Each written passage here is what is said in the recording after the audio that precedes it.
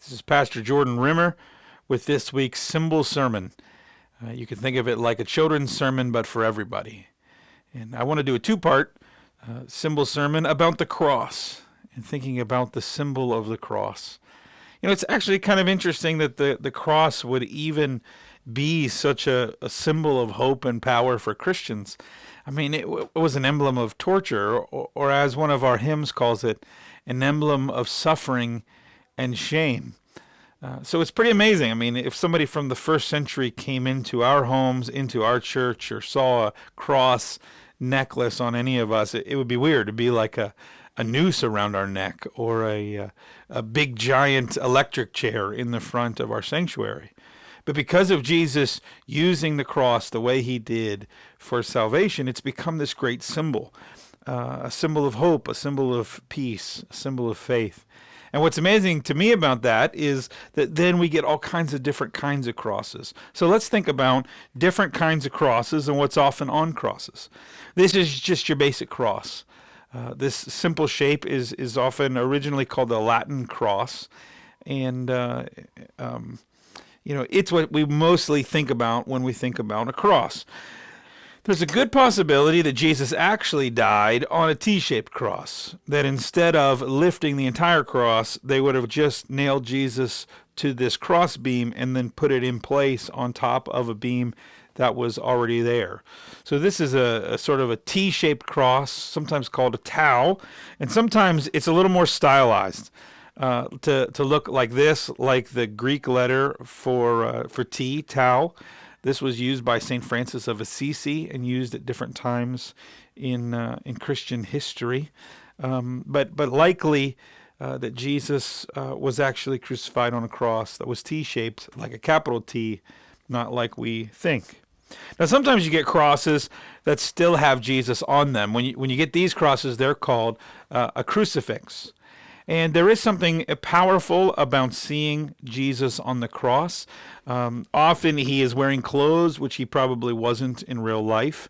And a lot of artwork gives Jesus kind of a footrest, which is probably not realistic. In fact, we know from archaeological remains that sometimes people were crucified with their feet nailed to the sides of the cross instead of on the front like this. But there's something special about seeing Jesus on the cross and in his suffering. And there's also something to be said for an empty cross, kind of like an empty grave, that Jesus isn't there anymore. You see more crucifix in traditions like the Catholic tradition, and you see less of them in Protestant traditions. Interesting, in this cross, there's a sign above Jesus. It says INRI, and we get in each of the Gospels a sign above Jesus. Jesus of Nazareth, King of the Jews. And you say, well, Jesus doesn't start with an I, but in Hebrew, it did. The J sound was actually an I, Jesus. Same with Jewish, King of the Jews, and then the NR for Nazareth and the word for king. So you see that on crosses. The other thing you'll sometimes see on crosses is IHS. And a lot of times people say, in his steps. But that's not what it really means. This is the Greek for the beginning of Jesus' name, Jesus. And so it says Jesus in the center of this cross. This is a Celtic cross, known a lot for the halo that's around the cross. You see that in different variations of crosses. Some kind of halo representing holiness. And then a lot of Celtic crosses have these interweaving designs, like what would be called a Celtic knot, looking at how the world ties together and fits together. So that's a Celtic cross you'll see sometimes. And one more cross for today.